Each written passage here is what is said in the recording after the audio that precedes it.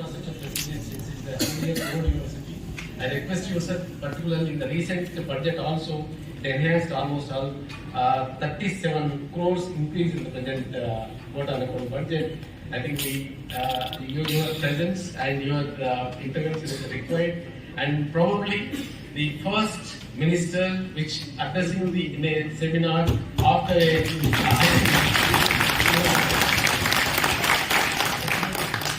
never a minister come to this historic arts college and address the faculty, students and scholars.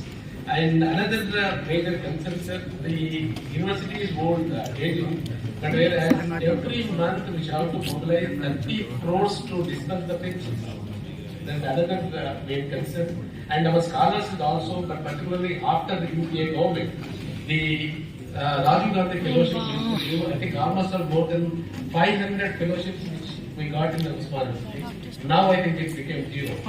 So I think at least you, under your leadership, it is revived through CEO fellowship already, which have given a letters to the Honorable Chief Minister Garu and government, particularly to introduce the Chief Minister fellowship for the PhD students, and subsequently the scholarships is also daughter scholarships also pending, sir, from 2021 till today, which are not getting the fee reimbursement. I think your intervention, your word is definitely it will make a difference, particularly for the development of the overall development of the Usman city. And with these few words, I think once again I thank you and welcome you for this historic meeting. Thank you. Congrats, Srinivas Reddy Garu, Chief Guest for this inaugural session, Minister for Revenue, Housing and INPR. Sudhirga Kalam, our colleague, almost 30 years history, private student in the Department of Political Science, Profesar Dr. Principal of this college, Professor Ganesh, and Director of the department, and other colleagues, Professor Ram Shepherd and Professor Vishnudev, Dean, Faculty of Social Sciences, Professor Arjun Raman, my colleagues and invitees, scholars from the different parts of the country. I think I don't want to take much of your time, but basically all of us experienced the journey of Malidesha Telangana movement, particularly from 2001 onwards.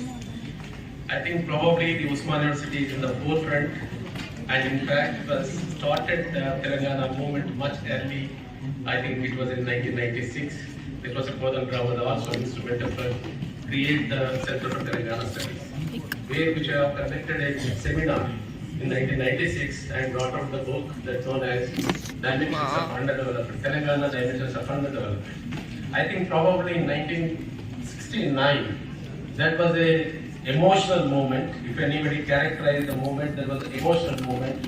But in 2001, 96 onwards, probably most of the academicians also characterized as a rational, logical movement that has, I think, it has a lot of potential for this Telangana movement, which ultimately realized in 2014. I think I take this opportunity to recall during 1969, the then Vice Chancellor Professor Ravana Satyanarayana Garu, when he inaugurated the similar kind of a seminar in 1969, where he asked the organizers, what is the role of intellectuals in a university like Usman University or any other university?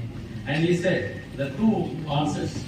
One kind of intellectuals which are confined to only discipline, particularly for the kind of a British legacy kind of a thing. They follow only rules and regulations and confined to their own academic activity. The another category of intellectuals who participate in the movements and also give the solutions.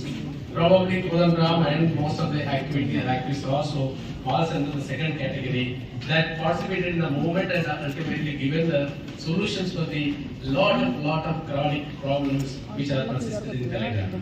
In fact, which I had the opportunity to accompany with him during the civil liberties movement. Both of us went to Mahbubnagar. మహబూబ్నగర్లో ఆకలి చావులు వస్తుంది అని వెళ్ళినప్పుడు I think అప్పుడు ఉన్నటువంటి government కు report ఇస్తామంటే చాలా పెద్ద ఎత్తున వ్యతిరేకత రావడం. I think which we have learned many things while journeying the civil liberties movement and subsequently in Telangana movement and so on and so forth. I think I'm not going into much details of the journey of from 96 to 2001 and 2002, 2009 and 2009 to 14. But I think most of the intellectuals which classified into different perspectives.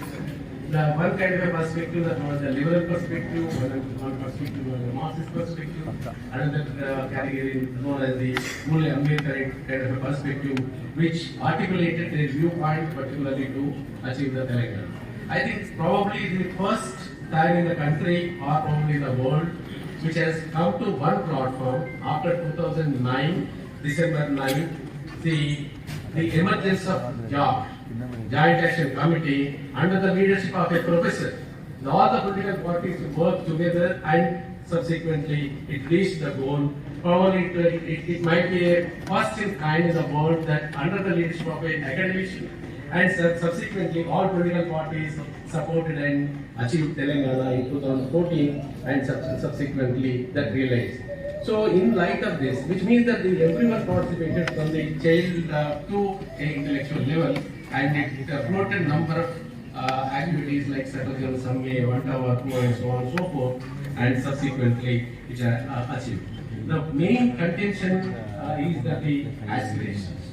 I mean, during the moment, every individuals, every organizations raised a lot of aspirations. But what happened after the aspirations is the main big question, because the aspirations is not in a position to fulfill the subsequent state and state regime.